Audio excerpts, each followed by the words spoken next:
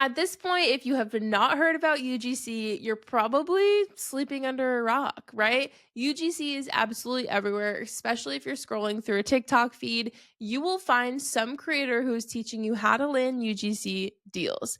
Now, I have a very different perspective on UGC and how I approach getting those types of partnerships because I actually don't think they should be approached that differently than the way that you're approaching your sponsored posts. So, today we're going to be talking about getting started in UGC and some tips and tricks that you can take with you to make this a lucrative way that you are making money. I'm Kristen Buscan. I've been a full-time creator for over 3 years, and I've brought in over $350,000 from sponsored posts and content creation collaborations with brands so far. Social Scoop is the podcast where we teach you, the entrepreneurial creator, to turn your online influence and creativity into a profitable, self-sustaining business. The first thing we need to get out of the way is talking about what the heck UGC is. UGC, also known as user generated content, traditionally, not right now, but traditionally has been known as the content that the general public, anyone, and their mother might create on the internet that is to basically talk about something, a product or service. So, for example, if I went to a restaurant and I was just happened to be there. Like I was not an influencer. I was just going there and I posted a video being like, love this restaurant. Here's what I ate, whatever. That would be considered a piece of user generated content, right? Like I'm a user of that restaurant. I'm a patron of that restaurant and I'm generating content. Super simple, right?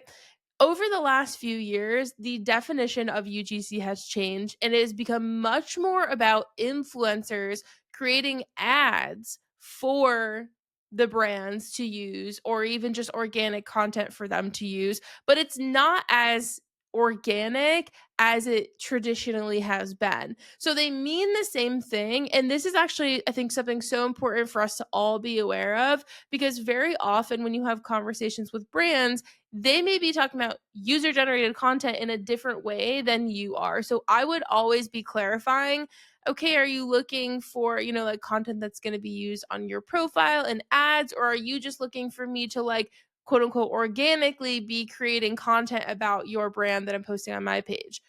In 2025, it is always going to be content that you are sharing, or sorry, the brand is sharing that you are not sharing. And that is what we traditionally think of right now with UGC. But just know there have been different definitions in the past that it might get confusing. So I always just like to clarify with brands when I'm talking about UGC, what do you mean by that? What exactly do you want from me? What exactly are you looking to hire me for? So that is what UGC looks like. Now, UGC seemingly is one of those things where on TikTok in the last few years, people have essentially posted all these videos about here's how I'm making money without posting content. Truthfully, I think they are making UGC seem a lot easier than it is. I really don't think it's that much quote unquote easier than it is for you to get a sponsored brand deal where you're posting the content as an ad on your Instagram or your TikTok. I think people make it seem that way to get clicks. I think it's a lot of clickbait around UGC. And today I'm going to share with you my genuine thoughts on what UGC can look like and what it should look like, really. So, the first thing I want to talk about is the difference between how I approach UGC and sponsored posts. So when we traditionally think about UGC and okay, I want to work with a brand, I'm going to, pitch this brand my UGC services. You might put together a portfolio or a website or whatever it might be, or a Fiverr page, whatever, and essentially you are going to tell the brand that you're a creator, you're a UGC creator, and you offer these services to create video or photo content for them that you're not posting. It's for their usage. So they can use it in ads, they can use it on their Instagram, their TikTok, whatever. Now, that's the biggest difference. However, this is kind of the same thing that we do for sponsored posts, right? Like traditionally, we are pitching, getting the email for the brand, and we're essentially getting an email put together and telling that brand, hey, I'm a creator. I want you to hire me for me to be able to create content for you. Yes, you're going to be posting it on your page, and that's the only real difference here. But essentially, like, the internet thinks this is like a whole different deal. You're really going to be approaching sponsored and UGC super similarly. And I'll tell you why. If I am a creator and I have a brand that I want to work with, how am I, as someone who does not work at that brand, supposed to know whether the brand is looking for sponsored content or they're looking for UGC or maybe some sort of combination of the both? And I think that that is the biggest missing piece for so many creators that I see, on TikTok and things like that are making content. It's like, you're just sending the brand a shot in the dark email that says, hey, you should hire me for UGC. You have absolutely no idea if that brand even knows what UGC is, has money to spend on it, and is actively, strategizing UGC into their marketing plans. How can you give someone an offer for a service that you have no idea if they even need, right? It makes sense when I say it. But meanwhile, everyone's just sending cold pitch emails that say, you should hire me for UGC. So here's the way that I approach it. If I have a brand that I want to work with, I am using the anti-pitch method, which I'm not going to get into today because you guys have heard me talk about it 5,000 times. We have specific episodes just about the anti-pitch method. You can either send a cold pitch email or use the anti-pitch method, where essentially you are introducing yourself to the brand and looking to build a relationship with them. Typically, when I am using the anti-pitch method, my goal is to get on an intro call with the brand, and that intro call is solely so that I can get introduced to them, of course, but also so that I can learn about their goals. Don't you think it makes a lot more sense if I were to get on a call and after we've introduced each other, I say, so tell me what you're working on. Like, what are your goals? What are your needs right now? And the brand says, oh, well, like, we're not working with any influencers on sponsored posts, but we're just running paid ads.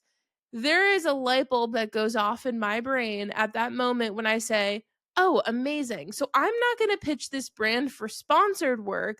I'm going to pitch this brand for UGC. If you're a creator who does it both, I truly think that that's the way that it should be approached. If I, on the other hand, had gotten on a call with that brand and when I asked them about their goals, they said, oh, yeah, like, we are looking to work with micro influencers specifically. Like, we really want to reach their audiences. And we only want to work with creators who are on the East Coast and have a 5% engagement rate, whatever. If they are explaining that to you, imagine if you had sent them an email that was just like, hey, I want to do UGC for you.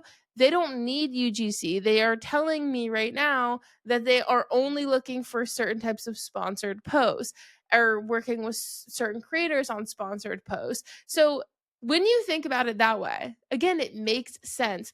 You are able to tailor your proposal to a brand 100 times better if you know what they need. And you don't know what they need unless you work at the brand or you take the time to get to know them and actually ask. And this is truthfully like one of the other big issues that I see with cold pitch emails is so often we have creators who are just sending shots in the dark. They have no idea what the brand is even looking for. So how can you be a proper service provider and provide a service that the brand needs if you don't know their needs? So figuring out what their needs are, I think, is going to be the most important part of all of this. Now, if you're saying, okay, that all sounds great, but Kristen, how do I even get on an intro call with the brand? How am I even like making this initial like networking type of connection with the brand? That is again where I would consider using the anti-pitch method. I, in the show notes, have linked a free anti-pitch method guide for you that goes over this process and kind of explains it to you. But we also have a full self-guided course inside our membership program. Brand BFF is the course name. And essentially this course teaches you top to bottom how to build connections with brands, how to actually get on intro calls, how to prepare for those, how to, after your call, send proposals and actually land that partnership. That course is free inside of Social Suite for any of our members. So definitely something to think about. But once you have made that connection and you're getting on an intro call, the biggest question that you can ask is, how can I help you? What are you looking for? What do you need? That's what you need to figure out. Now, outside of that, one of the things that I think is really important for you to do when you are preparing for any of these types of interactions is to have a portfolio. I think that you, as an influencer, right, who's doing sponsored posts, you're going to have your rate card, you're going to have your media kit. Your profile pretty much serves as your portfolio, right? Like most influencers don't really need to have like a whole separate portfolio. But imagine hiring a wedding makeup artist if you don't see any of their work. This is kind of how I think about UGC. I truly think that for UGC, this is a perfect opportunity for you to have an actual portfolio where you can showcase a variety of your work. So, actually, in my newsletter this week, I shared a link to my actual portfolio so you could see what it looks like. If you missed that newsletter, feel free to send me a DM and I'll send you a link so you can check it out. But I use Canva and I basically made a Canva website where as you scroll through, you're seeing like tons of different examples of my favorite content that I've created that is very UGC style. But what the cool part about it is that it is a variety of content. So I might have like an unboxing, I might have a voiceover style, I might have one that's talking to camera, I might have one that's a trending sound. And I want to be able to showcase the biggest variety of content to my potential brand partners instead of just putting like all of the same type of video in my portfolio. Mine in particular, I have like 5, I believe, videos that are shown that are basically like, here are all my favorites. But then you can click a link that brings you to a Dropbox folder where there's just like tons and tons of videos that you can actually see a full portfolio. So if you feel like you need more talking into after you've seen my favorite videos, you can go watch just like a ton of them. And I have that for photo and for video as well. So that is really like the biggest thing in your portfolio is just you need to be able to showcase the variety of work that you can create so that brands know they don't just have one type of video that they can be hiring you for. Outside of this, one of the things that I do want to talk about with user generated content, we're switching gears a little bit to monetization, are rates and contract terms. Truthfully, one of the questions that I get the most often about UGC is, what do I charge? And I'm here to tell you today that literally there is no industry standard. Truly, not at all. Like, literally, it's the same as if you were to hire a wedding photographer. You could realistically find someone to do it for under $1,000, or you could find someone for $30,000 to do it, right? Like, there is just a huge, huge variety when it comes to rates because this is not based on your follower count and your engagement and all of those things. There aren't really any stats to be basing your rates off of. So these numbers are strictly numbers that you come up with and feel comfortable with. They're numbers that maybe the brand has thrown out to you that they have in their budget.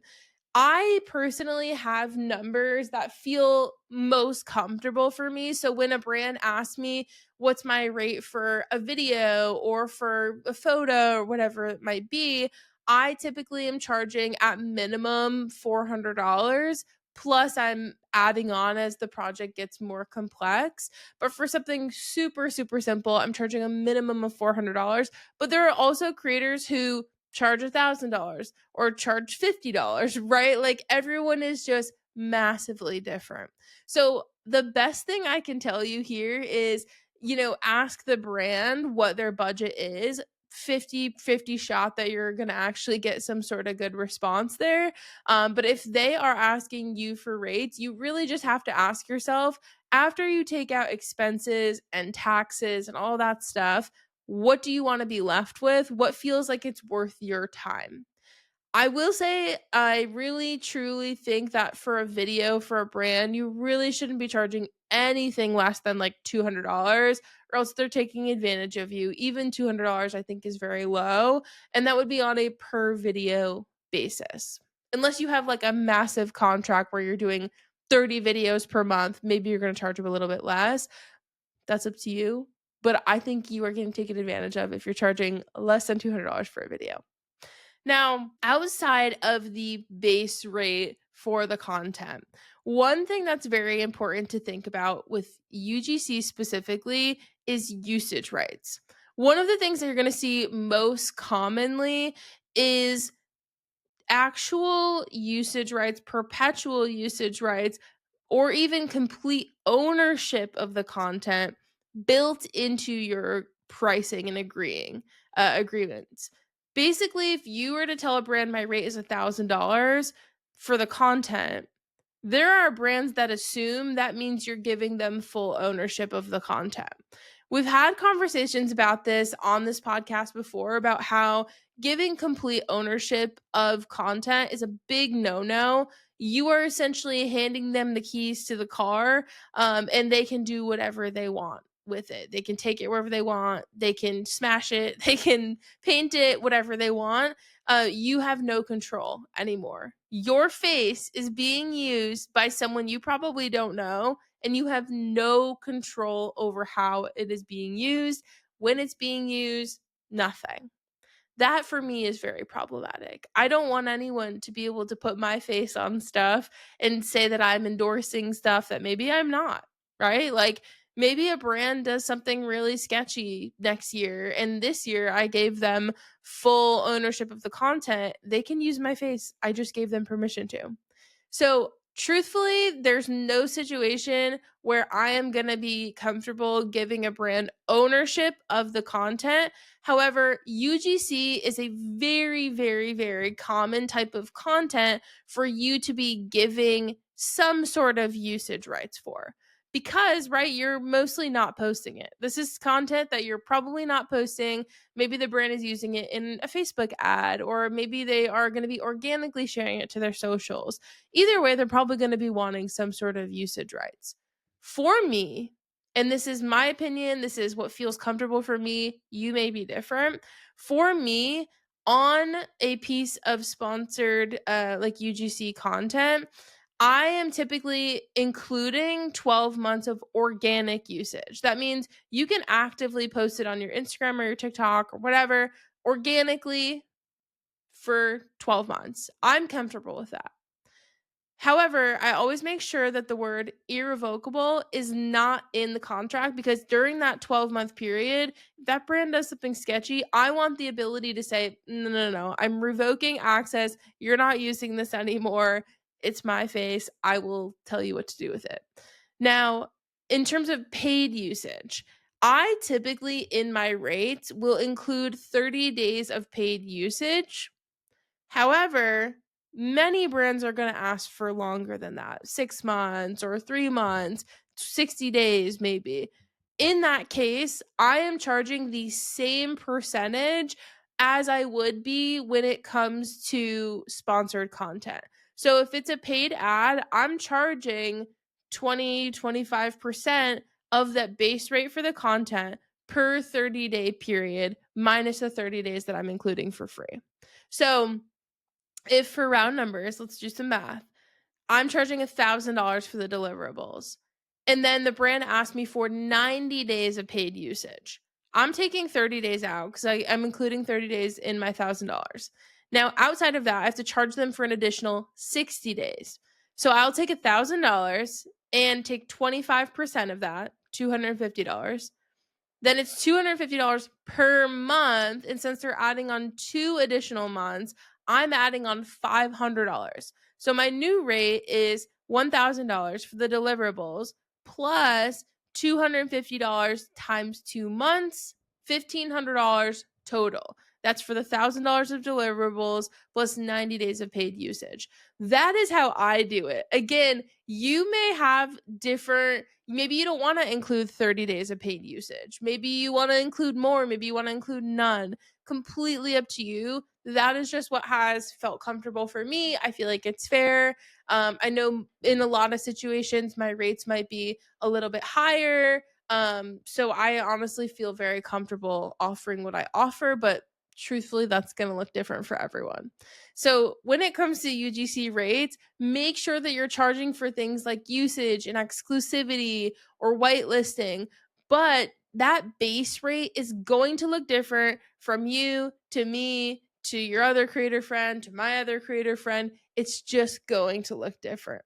One of the last things I will say when it comes to price here is that I think there is one thing you should consider when it comes to pricing that base rate for your UGC content, and that is your likeness.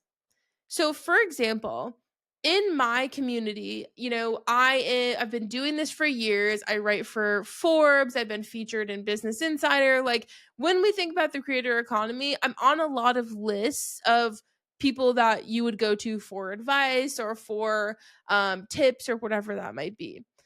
Because my likeness is quote unquote well known in my industry, I am going to consider that when I'm endorsing a product. So if a company like Planoly, which is like an Instagram planning platform, if they came to me and said, "Hey, we want a piece of UGC," I know that my endorsement is going to be more valuable than like Andrew, my husband's endorsement, because people are like, "Who's this guy? What does he have to do with the creator economy? Nothing, right?" But me, it's my whole life, basically.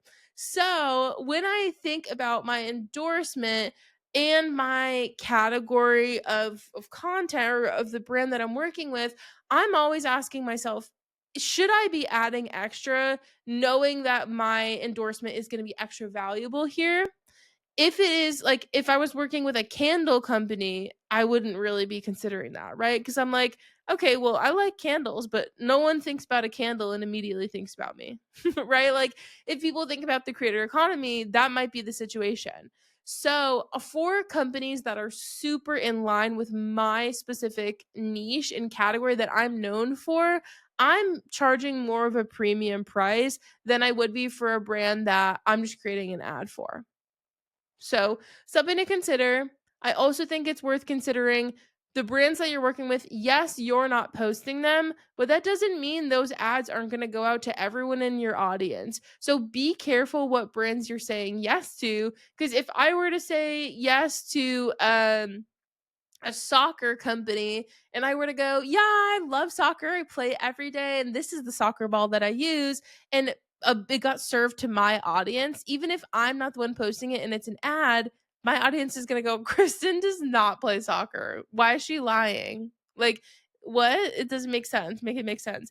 And that's a real quick way for me to lose trust with my audience, whether it's sponsored or not. So make it make sense when you are choosing the brands that you're going to work with. You never know who those ads are going to get served to. I get screenshots from people all the time who are like, "Oh, I got this ad. I saw your face on this." And I'm just like, thank God that it's a brand I actually like.